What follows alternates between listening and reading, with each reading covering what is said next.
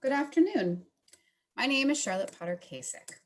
I am the interim director here at the Barry Art Museum.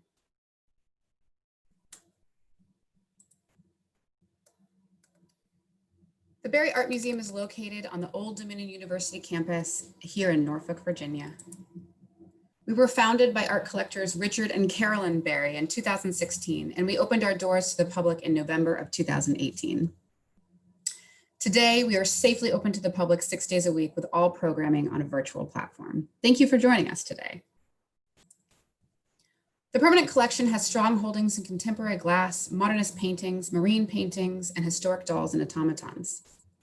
Some of the beautiful pairings that you see here are just a few examples of what you would see if you came to visit the Barry Art Museum in person or virtually. We have a brand new 3D virtual tour. You can go on our website, click through the entire collection yourself, click on little information icons and learn more about every piece. Here's some examples of some of the beautiful dolls that we have, some French fashion dolls. And here's a little preview of what the virtual tour looks like. We have a myriad of virtual programming I want to quickly orient you to. We have art-inspired yoga every other week. We featured a piece by Joan Thorne this week in preparation for this talk. We have a free virtual lecture series. This is one of the pieces. And this is brought to you in partnership with the ODU Arts and Office of Community Engagement. Upcoming, we have Sonia Clark, These Days, This Country, This History. January 28th at 6 p.m. You can register on our Eventbrite page or just by going to our website and clicking Learn. An upcoming exhibition that we have is Orchids, Attraction and Deception. It opens February 4th and runs through August 1st. It will be accompanied by a really exciting virtual series I'm excited to tell you about. It's called the Cross-Pollination Series. It's partnering with different contemporary artists in the exhibition itself, with botanical experts in the field for a lively conversation about what it means to be obsessed and love the botany of this incredible species. This afternoon, we're going to talk a little bit about Joan Thorne. She has an incredible retrospective on exhibit right now at the Barry Art Museum. It runs through, that's not correct. I believe it ends the end of this year. This date is incorrect, I apologize. So you should see it now before it closes.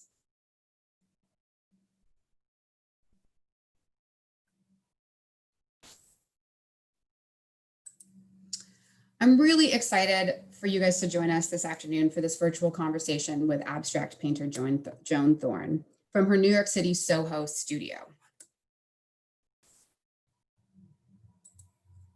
This private tour is going to bring you directly into the artist's personal workspace as she shares her process, ideas, canvases for an afternoon filled with color, texture, patterns, and lots of incredible stories. Again, this is brought to you in partnership with the ODU Office of Community Engagement. We simply could not produce this series without them. Thank you. A little bit more about Joan. Joan was born in New York City and trained at the New York University and Hunter College in the 1960s under the noted sculptor and art theorist Tony Smith. She burst onto the New York art scene as one of the few women in the Whitney Museum's 1972 annual show. Contemporary American painting alongside other artists that you probably are pretty familiar with, such as Georgia O'Keeffe, Helen Frankenthaler, Alice Neel, Audrey Flack. The Barry Art Museum collection includes 2 artists represented in that show, Held and Jules Olitski. So if you come and see our museum, you'll see a few more of the people in that biannual show. A solo show at the Cochrane Gallery in Washington in 1973 further established Joan's national reputation, and international invitations followed to present her work in France, the Dominican Republic, and Puerto Rico. She's extremely well-traveled, and she'll show you a little bit more about that. She has held several highly regarded awards and artist residencies, including the Prix de Rome and the Visual Arts awarded by the American Academy. I give you Joan Thorne. It's a pleasure. It's a pleasure to meet everyone, especially in the intimacy of my studio in Soho. And I'm going to start actually at the beginning in the front of my loft. because I've collected, I've traded with other artists, I've traded their work for my work, and I've also traveled the world. And one of the wonderful collections I have is Haitian art. This is a 7-foot mumbo. She's a voodoo priestess. And I'm talking about this art because my own work is influenced by many works that I've seen around the world, including Haitian art. And so this is a big inspiration for me, and she protects my whole loft because she's a voodoo priestess, and she has Wonderful. magical powers. So we're going to be walking in here into my inner hallway where I have another collection. This painting is by Connie Fox, who was a wonderful supporter of my work, and I always had a wonderful dialogue with her. She lives now in the Hamptons, and I'm sure you've heard her name.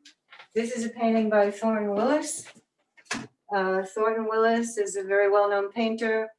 We traded art, and his wife, Vera Lieb, both of them moved down here in the early 1970s. And they were the first people that I met down here when we were all camping out in these lofts. And Soho was not Soho, it was a dark, dreary place, very scary. And they were wonderful supporters of my work and I was emotionally supportive of their work. And Vera Lieb published wonderful art magazine way back then with all these artists who then became much more known. Anyway, this is a painting by Rudy Burkhart, who's actually very known for his photography, as you will see when we come down here. This is a painting by Hermine Ford. It's the daughter of Jack Turcoff. This is a painting up here by Jack Turcoff, who was a very close friend of mine. And he and I had wonderful dialogue over the years about art. And he was the chair of Yale art department for many years. Wonderful painter. These are some more Haitian pieces. This mask is from the Dominican Republic, where I painted in the mountains for 13 summers. And this is a mask from their Carnival with real cow's teeth. And this is a picture. This is a picture by Rudy Burkhart of New York in the 1940s. Have a Coke. You can see that. It's pretty early. These are pictures by my godchild. And she seems to draw and paint every day. She's incredible. She's going to be a famous artist. And her name is Gabriela Medina. Let's go down this way. In Burma, I acquired these beautiful puppets. They're actually used in the puppet show in Burma. And here we have the beautiful Flatiron Building. Again, it's a famous photograph by Rudy Burkhart. And this is one of the originals that I have. And down below is a Voodoo Priest. It was given to me by one of the most famous artists, Pierre Louis, in Haiti. He just handed it to me.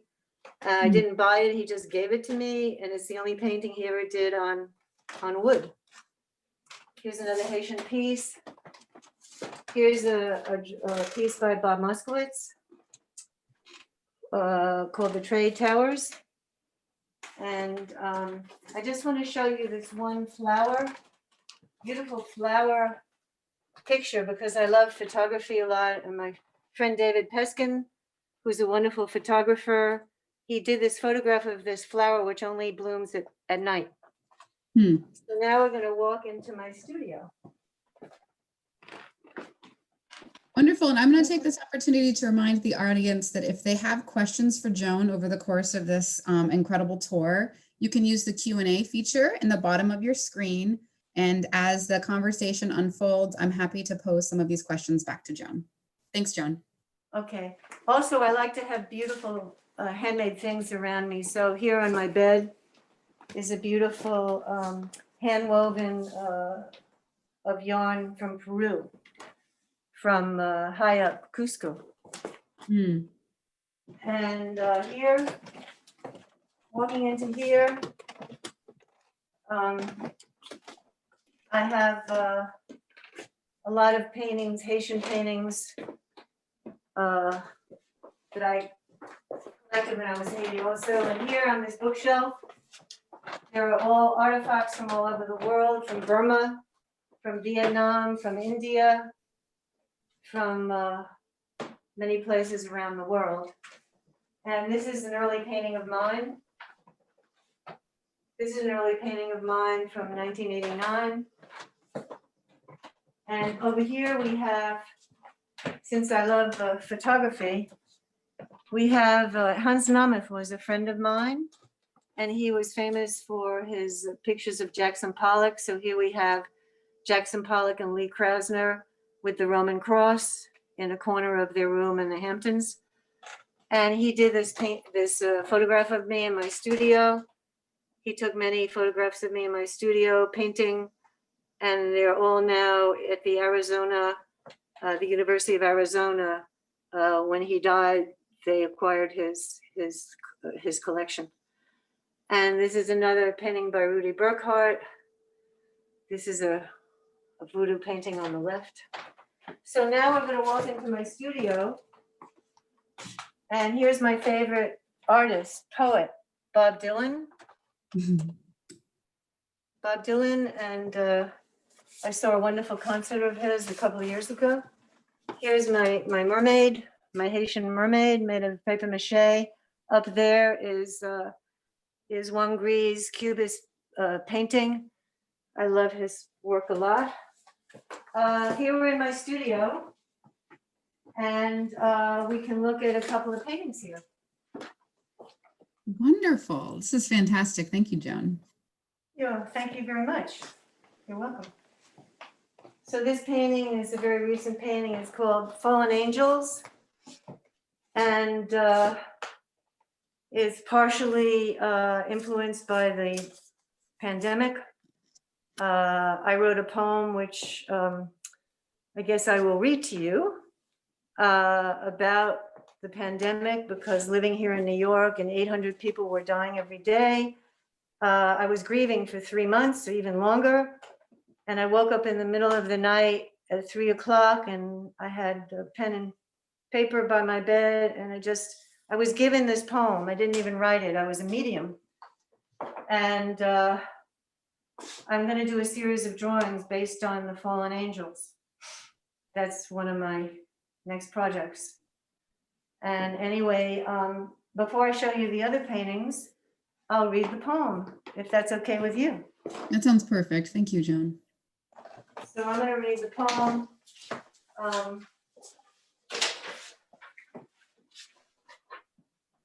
You can go back a little bit and get me in the picture. And then okay, so this poem, excuse me, I'm just going to get my eyeglasses on. I'll be able to see it better. Bear with me for a minute.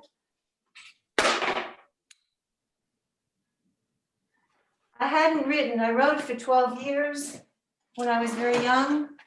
And then there were many years when I didn't write. I just stopped after 12 years, and I didn't mind that I stopped. I didn't feel like I had writer's block or anything like that. I just stopped. And people used to say to me, are you a poet or are you a painter? And I would say, well, why do I have to make a choice? Why can't I do both? So after many years, I was in Laos on the Mekong River. And then we got off the river, and a little further down was a beautiful waterfall. So I wrote my first poem in many decades about 8 years ago. Then I didn't write, and this poem just came to me here. So it's called, I'm going to take this off because they're foggy. It's called Homage to All That Have Died in Our City. By the way, the poem is not for the meek. The blood runs over the trees. The blood runs over your silken hands in this cold morning light. The blood looks like dew on the petal. The heavens open for the blood, but are not big enough to contain the bright red sorrow and the pain. Here I wait for your blood to fill mine. Upon awakening in the stillness, I cannot count the many ways this city turns on itself, remembering to be forgotten. However, the blood memory lingers and cannot be erased forever in the eternal mind and even in the newborn. Walk with me, look in my eyes, be there, but your eyes are only an echo of pain and cannot see me. To become one with my body, I wait for your love to push back the blood. There is only blood silence and your vacant stare. Oh, blood city, I have not forgotten your cacophony of sounds, the pungent street smells, the subway ringing in my ears, the sweet potato vendors of yesterday, the masses of immigrants clamoring to survive on the mean streets, the waves of pigeons and their freedom to be everywhere. To the blood that stifles all in the city of death that I love, I say we will go beyond this horror to where the silken light flows like clear water on all the broken bodies of the world. So that was given to me, and I was the medium. So now we're gonna look at some other paintings here. And here we have a painting called Hunter. This painting I painted in the Catskill Mountains in Windham, New York. And I come upon the titles after I finish the painting.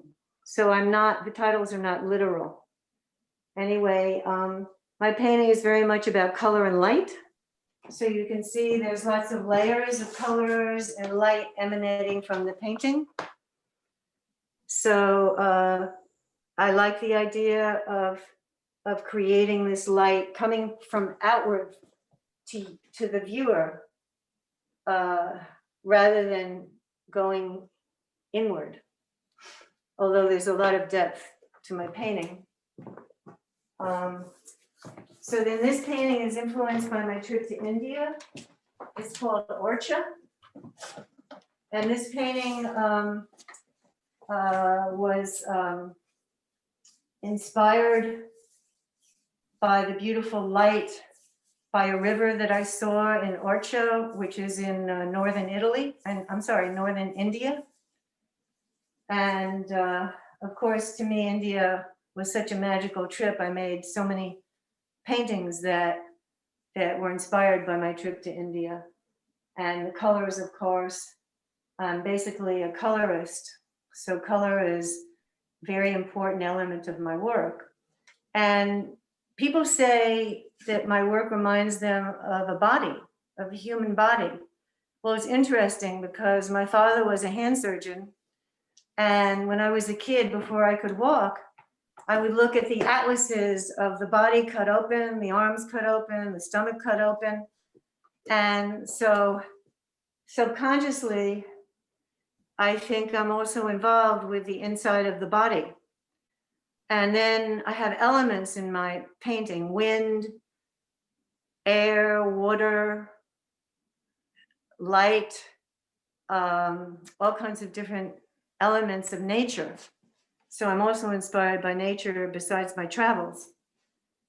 This painting here is called Orango, inspired by my trip to Myanmar, which is the name for Burma. And that was a fascinating trip to me. Such a mysterious trip that I wanted to create a work of art that had that mystery, even though it had a lot of color. And if you want, you can go in and look at a detail. And you could go over here to see the demarcation between the green and the red. Joan, it feels like there's serpents running through this. I mean, it's interesting. Your work is so abstract, and at the same time, you get these little clues sometimes. It's such a coded piece. Sometimes I look at it and I see other things and I don't know if they're intended. Well, sometimes I have these little images which are floating oftentimes in the space, like the image down there. Mm. And then we have a recent painting here called Summer Dream, which I also painted in Wyndham in the Catskill Mountains. And I was very influenced again by the light and by nature. And basically, it felt to me like how I felt in the summer when everything is filled with that beautiful light.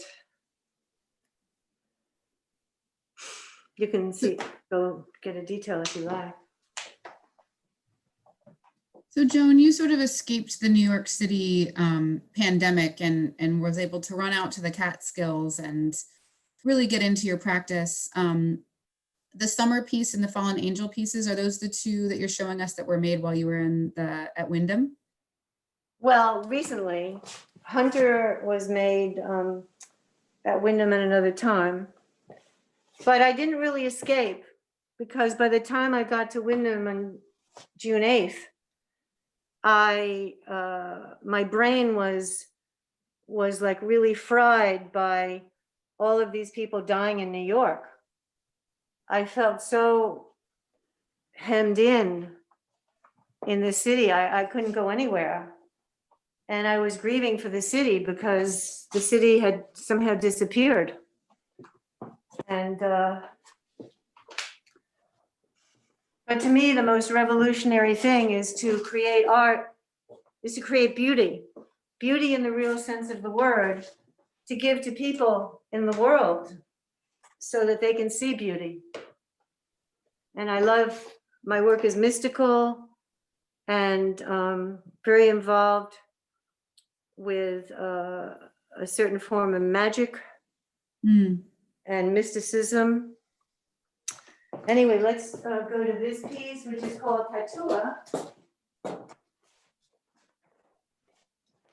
This piece has a shaman in it. Tatua is the name of a plant high up in the mountains of the Dominican Republic where I painted for 13 summers. And matter of fact, on my website, there's a video that was made of me talking about my time, my years painting in the mountains of the Dominican Republic. And I had a problem with my hand, with one of the ligaments in my hand. And the farmers went out and got me this leaf called Tatua. And at night, I would heap the leaf up and put it on my arm and wrap it around with some gauze.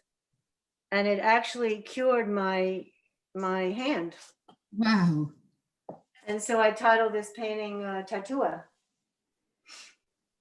because I believe that the leaf had a shaman in it.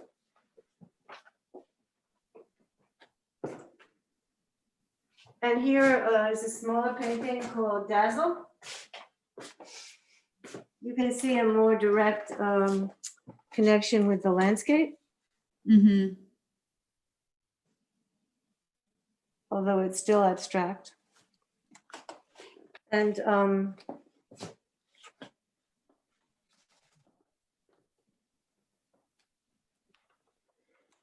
it does seem, yeah, it feels like there's water in the foreground and a hill and a sky. Is that intended, Joan?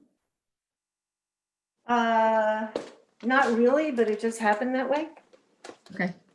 I paint very intuitively. Yeah. So I might start out with what I call a skeleton, like a diagram in pencil on tracing paper. I like to make drawings on tracing paper. And that's how I actually get ideas for my paintings. And I don't know if you ever read the book called Black Elk Speaks, but it's a wonderful book. If you haven't read it, everyone should read it, because he talks about, he was a shaman and also a leader of his tribe, American Indian tribe. And he talks about he would have daydreams and images would come to him so he could tell his people when to plant and when to reap their food and do all kinds of things when there was going to be a battle. And I feel much like a shaman in the sense that I get these images for a painting. And then I just go ahead and start drawing, and then I go ahead and start painting it. But it kind of comes to me like as if I was in a dream state. Or you could say I am in a dream state. Joan, we have a couple questions from the crowd. Would you like me to pose them to you now? Sure. Can I just get a tissue? I have to blow my nose. Oh yeah, absolutely. And thank you, participants, for these kinds of questions that are gushing in. This is really wonderful. Okay, I'm back. Okay, so the first question is, can you reflect on how or why you tend to work on such a large scale often? Some of your canvases immense, almost body. Very apropos question. When I was a child, I studied dance. I studied ballet, modern dance, and Indian dancing. And I was afraid I would have become a dancer. I also studied painting and ceramics and everything when I was a kid. I would have become a dancer, but I was afraid to dance in front of people. So I would go home as a kid and do choreograph in my living room. And I feel like my paintings are choreographed in space of the body movement. So I wanted to work at least large enough to be able to have the movement of the body present in the painting. And so that's how I got to work large. And this is not large for me. If you see this whole wall, I've painted 20 feet, 30 feet. I have paintings which are that large. One painting I did called Zamba, there's 3 sections, covers this whole wall. Another painting that's now in Australia was a diptych, and that covered most of the wall as well. So I always liked painting large. And talking about history, you see this mark on the floor, this white mark? Yes. This was my loft bed. I slept up here on a loft bed. And I rented out the front so I could afford to buy paint to make my paintings. And for about 8 years, I was camping out in this loft in the early 70s. Because I moved in here, you were not allowed to, the heat went off at 5:30 at night, and there was DC electricity in this place, and there were rats this size, and I was really camping out, and I was quite young, so I guess I could do it. But as you get older, I don't think you can do things like that anymore. And so that's a bit of the history. And then I got the Prix de Rome grant to paint at the American Academy in Rome, which changed my life.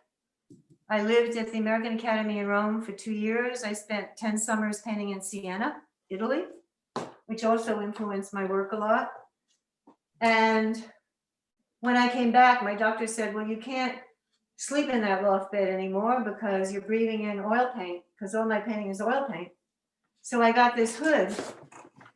I don't know, you can see a little bit of the hood. It ventilates some of the fumes of the paint out of the studio. And I was able to move a little bit to the front of my loft so I didn't sleep in the paint 24/7. That's just a little history of what artists like myself were camping out down here in Soho before it was Soho. You have other questions? Well, do you want to tell us about how you got this apartment? It's a pretty incredible story. You shared it with me over sushi once, and I almost fell out of my chair. Well, the only place that was alive here in Soho was a bar at the end of the block on corner of Mercer and Prince. And it was called Finelli's Bar. And Finelli was about 90 years old. And one day I was in that bar and a bunch of artists, there was one artist, I said I was looking for a place, and one artist said, well, why don't you go down, walk down the block? There's the landlord who said, if you live in the hardware store for 8 months down below, then you can move upstairs to the 4th floor. So I thought, oh, that must be a piece of cake. So I moved into the hardware store, which is filthy. I didn't have any money. I was sleeping on a crate, on a wooden crate, you know, a shipping crate. I had no furniture. And I lived that way. Again, there were rats about this big. And I lived that way for about 8 months so I could move up here to the 4th floor. And that's when I was asked to have a one-person show at the Corcoran in Washington. Gene Barrow came into the hardware store, and I didn't even have a chair for him to sit on. And I was sitting on the floor, and he looked at these 20-foot paintings that I had, and he said to me, he turned to me, he said, well, I'm going to give you a show. And I was like 20 years old. He said, I'm going to give you a one-person show. And if I wasn't sitting on the floor, I probably would have fell on the floor because I was so excited. I'd never had a one-person show before in New York. And this was in Washington, in museum, the Corcoran Museum of Art. And so then I had a show after that, the Fishback Gallery. And I had joined a women's consciousness raising group because all of my teachers were men, and I'd never heard of any of the women artists. And so this women's group was one of the first women's consciousness raising groups in New York. It was an offshoot of a group in Boston called the Red Stockings. And we talked to each other about what it is for women to be successful, what it is for women to have power, and all of that. And in my group, there were very famous women artists. I mean, they subsequently became quite famous. And so I've been a feminist all my life, although I don't believe in the credo of making art with only feminist symbols.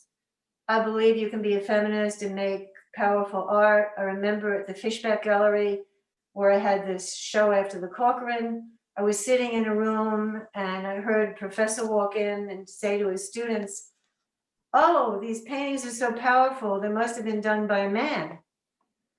And one of the students piped up, hey, did you see the name Joan Thorne? So there's all these misconceptions that if you have powerful art, you know, it can't be done by a woman. That's ridiculous. And so, but anyway, the world has changed. And now the Whitney biannual has women and men. I was in 2 Whitney biannuals. The first one had like 3 women. The second one had, I think, like 20 women. But things have changed.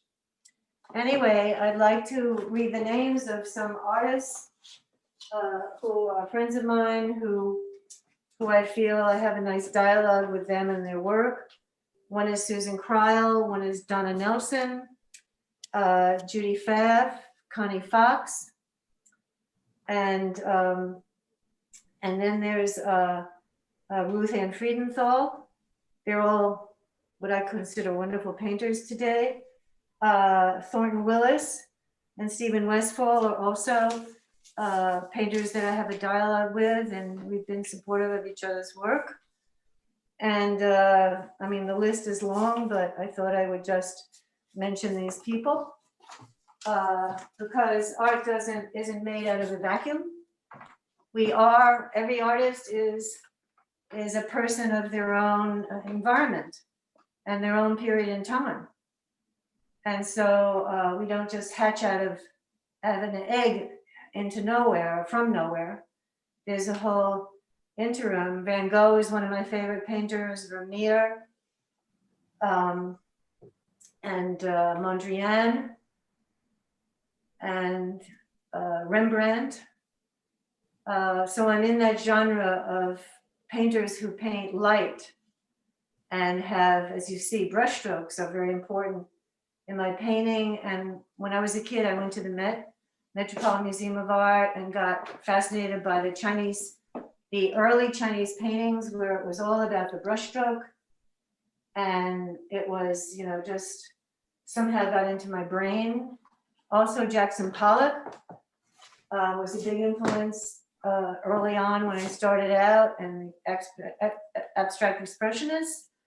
Barbara Rose once came to my studio and said, "You're the only artist I ever met who could understand Jackson Pollock without copying him, and somehow you know, understand him and do your own work." And I thought that was a very high compliment.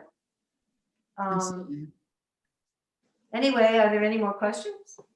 Oh yeah, there's many. Does a figurative image ever inspire or inform your work? I'm always inspired by the body, as I can say, but it's the inside of the body, not the outside. When I was in college, I did paint from the figure. And I went to NYU and Hunter, and I remember at NYU, I had a teacher who walked around with a stick.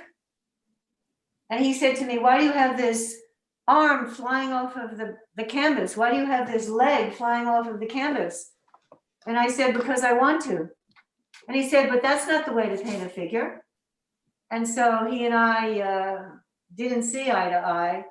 And I was glad that I went to Hunter graduate school, because there I met, you know, Tony Smith and other artists who were into abstract painting, because my work was going towards abstract painting.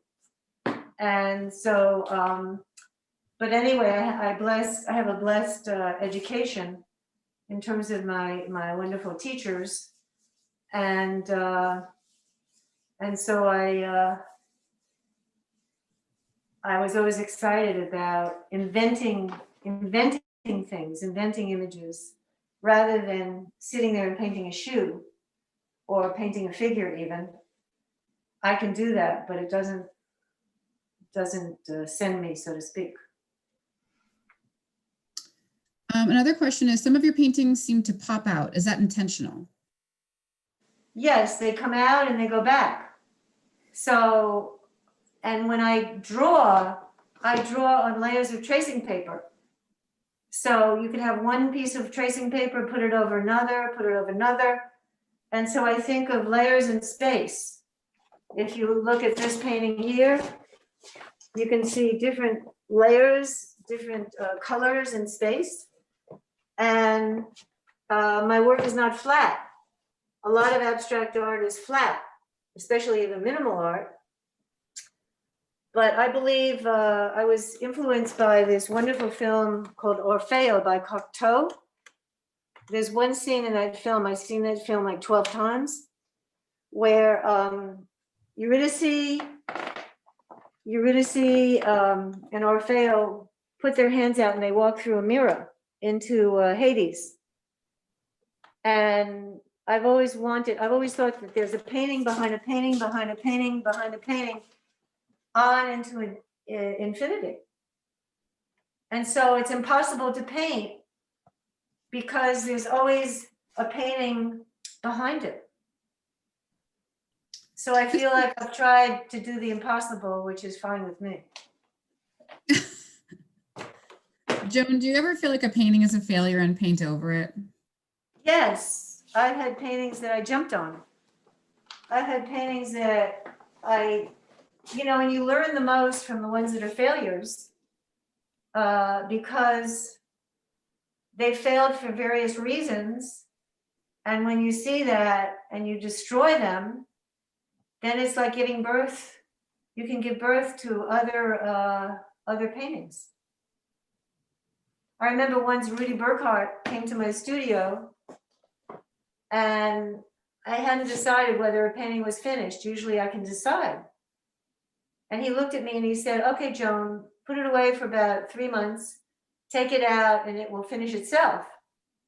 And I said, Rudy, the painting's going to paint itself? Really? And he was right. I took it out in 3 months and it was finished. So, you know, the world has mysterious ways. And to me, painting is like going into that realm of mystery where if I could write about it or talk about it, I wouldn't paint it. But it's that realm of mystery that we should all be in touch with. Because even though we have science, we don't know everything. And there are things we don't know that we can use our intuition instead of having to prove everything. So in my work, I try to use my intuition. So I put this arc over here because I followed my intuition, not because I you know, had a scientific plan about some arc. I put this brush mark over here because I intuited it. That's why I like abstract expressionism to a certain extent, because it has to do with intuition as well. Although my painting is beyond abstract expressionism. I'm not an abstract expressionist, but I come out of that. I have a quick question. So how much of your work is predetermined through your process of layering with transparency, and how much of it is just spontaneous when you're in it? Because it sounds like you do have an element of, like you said, creating this like structure. Right, and then I can perform in the structure. Right. Well, it's like cooking. If you make a soup from a recipe, then you can improvise, or you can start without a recipe and you throw in this, you throw in that. You know, each painting is different. Some of my paintings are more growing out of intuition. Others could be more planned. But I've never planned a whole painting. I've always had, I call it a skeleton. That's what I call it. And then I put the flesh on the skeleton. That's a beautiful metaphor, Joan. Yeah. We have a question here. Can Joan articulate the flow and process around the choice of color? So bright, vibrant and powerful, and the interactions between the colors. Well, I can only use the word ecstasy. Stephen Westphal actually wrote an essay on my work and used the word ecstasy. To me, color is ecstasy. It's like if someone were going to give you a big chocolate cake to eat, and then you had this ecstatic feeling, oh my God, the chocolate is going down my throat. And it's like, to me, color is visceral and mystical, and it makes me feel ecstasy. And so a lot of my paintings I think of as ecstatic.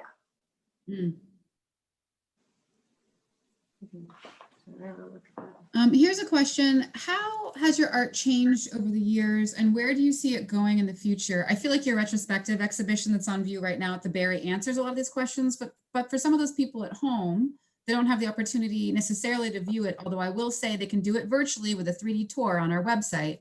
Do you want to talk a little bit about the arc of how you've arrived where you are now, and if you have some ideas moving into the future? Well, the way that I arrive now is kind of complicated, convoluted way, but in the early 70s, I came out of abstract expressionism. And as you will see in my retrospective, the paintings are a little less structured and more like a jungle of paint. And I used to paint flat, like Pollock would walk around his paintings. I used to paint, I put the large canvas on horses and I'd walk around it and then I'd paint. And I used palette knives a lot, and I used oil sticks And I didn't use a brush that much for about 2 decades. And then I started putting the painting upright. And that's when I started using a brush, and the images changed in my painting. And in the very beginning, I was influenced. In 1968, I went to Mexico with my ex-husband, and I had a mystical kind of catastrophic experience there. And I changed my art, I changed my life. And I had a dream that the dream was instrumental. Actually, the painting called Amphora, which is in the retrospective in the museum, was a precursor to all the paintings I've done from the 1970s all the way up to now. Because I had this dream that I was in Persia, and I was in a palace, and I was speaking Persian, although I don't know a word of Persian. And this painting came into my dream, and I woke up and made a drawing of it, and then I made this huge painting called Amphora, which is in the show. And all of the language in that painting is the language that I've used for the last 5 decades. Wow. And so it was very profound, that painting. And then I did a small drawing after that painting, but there was the language. And before that, I had been painting on 20-foot canvases that you could barely see the color. I had been staining them, and I found out that those paintings that I showed at the Corcoran were about the moment when I came into the world, when I was born. When you see this bright light in your eyes, and that's all you see when you're first born. And I was painting that. And then when that was over, and after I went to Mexico, I started painting with all of this color. There's a couple other really great questions here I'd love to get to. There's one that's, how many dimensions do you think in and or paint in when you're creating your art? And is there a component of math? Well, when I was at Hunter College, actually, my ex-husband is a pure mathematician. He's brilliant. And we made an interesting friendship between him and I, because he loved art and I liked geometry. So my early paintings at Hunter, some of them were very geometric, and Bill, who was my ex-husband, said that the geometry in my painting influences math. He's a pure mathematician. And so there was that. There's always been some form of geometry in my work, maybe more, maybe less. But I like yin and yang. I like the fact that there could be a triangle here, which you might think about as being yang. And then all around it is surrounded by these yin swirls. So it's like I like opposing forces in my work. And very often I like opposite colors put together in the work. Not all the time, I don't have a formula for that. But I like contrast. I mean, there may come a point when I'll just take out a canvas and put down a red brushstroke and that's it. I don't know. So we talked a little bit about choreography and your background in dance and how you move around these canvases. And I feel like you can see the rhythm and the pattern. I can often imagine somebody like spontaneously creating these pieces. I can see like a blur of what must be your body. This person's asking, do you play music when you paint? And if so, what genre? Yes, I do. Matter of fact, on my mother's side, she had 3 brothers that were all concert violinists. And so I have a musical gene inside of me, but the music came out in the painting instead of my learning an instrument. So some art critics have written about my work and used the word synesthesia. Synesthesia is when an artist hears colors, or when a composer like Scriabin writes notes that he can see colors from the notes. And so synesthesia has always followed me throughout my entire life. And again, I went to Little Red Schoolhouse, where in elementary school, Pete Seeger was my teacher for music. And I love music. So when I want to clear out my mind, I just put on music. I love all kinds of music. It depends what mood I'm in. And I feel music is the highest art form, because it appeals to anyone around the world, and it's so spontaneous. So I want my painting to rise up to music. Wow. Yeah, that sounds like I mean, synesthesia is something I've thought about with your work before, and it's really nice to hear you talk about it, because it does feel that way. It absolutely feels that way. I'm wondering, Joan, would you have a minute perhaps to talk about the two paintings that are in the Berry collection that we just acquired? If I was to share my screen, would you be willing to talk about Abba and Ananda? Sure. Why don't I first talk about Ananda? Okay, let me share my screen really quick. It's going to take me a second.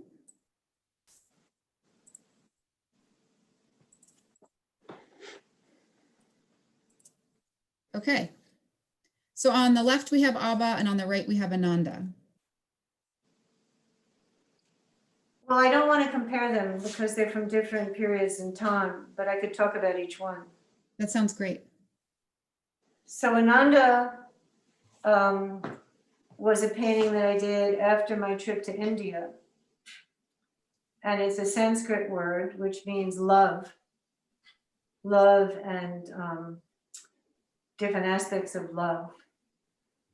Not just the love between a man and a woman, or two people who are, together. It has a larger connotation.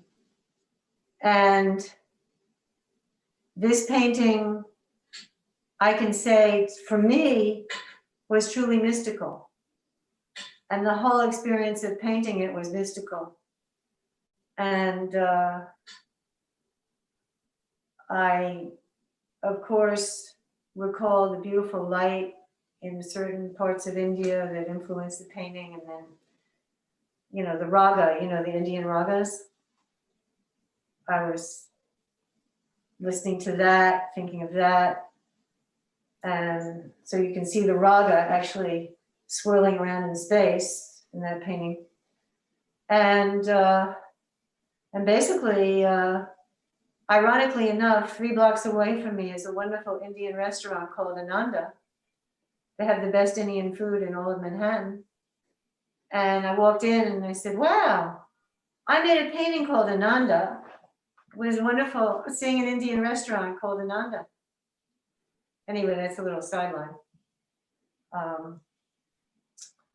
But I'm very fond of that painting and how it came out. And then the other painting, Abba, was a painting which I did in the 1980s. And part of that was done with a palette knife. And it was, at that period in time, I had more definable images in the work. And all I can say about that one is that at that period in time, I also created, I looked at a painting after it was finished, and it had a sound. So I titled my paintings according to sounds that I heard in the painting. So one is Ka, another one is Abba or Iba. And so I was very influenced again by music. and by sounds during that decade, especially in the 1980s. And so I'm very pleased that there's some kind of dialogue between the two paintings. You'd have to see them together in order to. We're just so delighted to have representation now of the full breadth of your career. You know, Abba feels so molecular to me. It feels like the beginning of something. It feels like it's still growing. And Ananda feels so resolved to me. It feels like bliss. It really does. Feels like you've arrived or something. And so we're so pleased and honored to have those two juxtaposed in our collection. Thank you. Yes, I like movement in my painting. I remember before the Barbara Rose show, before Barbara Rose chose me for Art of the 80s at the Great Gallery, the famous exhibition, my work was hung in a gallery in Soho. I won't mention the name of the dealer, but the person who hung it was a champion of my work. He was like a freelance curator. And the woman asked him to get together a bunch of paintings. And then when she looked at my painting, she said to him, "Get that off my wall." And she started to shake because there was so much movement in my painting and it made her nervous. And he said to me, "I refused to take it off the wall. I didn't want to take it off the wall." So she kept it on the wall. And then Barbara Rose came in with her daughter, saw the painting and said, "Oh my, I want to come to her studio." And that's how I got into the Art of the 80s exhibition, because Barbara Rose came to my studio and she and her daughter really liked my work. It does feel like your paintings vibe right off the wall. I really identify with that. Right, so it goes to show you that people who are into minimal art might have a nervous breakdown looking at my painting. Really? Well, we only they'd have a nervous breakdown looking at Pollock too. Yes, they both, I think, have a lot of action and are definitely busy for the minimalist mind. Right. Joan, we only have a few minutes left, and I'm thinking it might be fun to really quickly, to close, show a little bit of the virtual tour of your retrospective. So if you feel like watching along, I think I might just click everybody through. So I'd like to do that. Okay, give me one moment. So, welcome to the virtual tour. When you walk into the Barry Museum, we're just going to walk right up these stairs. Oops. We're not going to go to the doll gallery today. We're going to go into the Joan Thorne retrospective. So when people come to the Barry, this is what they will see. And if you don't have time today, come back and visit. Because if you click right here next to the paintings, you can learn more about each piece. This piece, we're very pleased, it will be staying in Norfolk. A private collector has purchased Karhu Sun. And you'll be able to tour the entire exhibition of Joan's phenomenal retrospective and truly experience these kinds of really monumental earlier works where she's clawing through the painting into some of the palette knife works. And then finally, the show, oops, I'm in a corner. Let me get myself out of this corner. The show ends here with some of her more recent works. And so this is the piece we were just talking about, Ananda. And there's really some incredible pieces to explore. So we hope that you'll come either in person to the Barry Art Museum or virtually. And now to close, I just want to say a huge thank you to Joan Thorne for this extremely generous moment to share the privacy of her studio and her practice. We could not be more pleased to have had this special, special glimpse. Thank you, Joan. It's been such an honor to work with you. You are truly, truly, truly a sublime creator.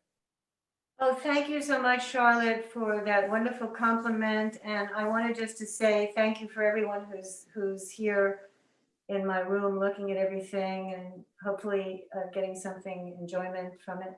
And also I wanted to thank the museum, the Barry Art Museum and the Barrys for giving me this most incredible experience of my life to see 4 decades of my work in one place. It's such a learning experience for me that for the rest of my life, I'll be assimilating it. It's a lot to assimilate. And I'm very grateful to the Barrys and for you, Charlotte, and for Jutta for choosing my work. It's been an honor. Thank you, Joan. Thank you. And for everybody else at home, please consider becoming a museum member if you haven't already. If you're enjoying all of this free public programming, we can't do it without your support. Think of us like NPR. If you tune in and you enjoy us, please consider becoming a member or a sustaining member. We are open safely. Our hours of operation are on the screen above. Face masks are required, but it's a completely touchless experience. I'm sorry, Joan, did you want to say something? Yes, could you tell people that on YouTube, this will be on YouTube, so if anyone's missed it, or they have a friend they want to show it to, it'll be on YouTube. When will it be on YouTube? Yeah, so we archive all of our lecture series. You can go either to the YouTube channel or just directly to our website, and you can find it there. So here's a little bit of the Joan Thorne retrospective. Again, a glimpse at those 2 paintings. If you want to see more of Joan Thorne's work, you can always go to her website, joanthorne.com. And thank you for joining us today. It's been such a pleasure and honor to be here. Have a wonderful afternoon. You too. Thank you very much. Bye, everybody. Bye-bye.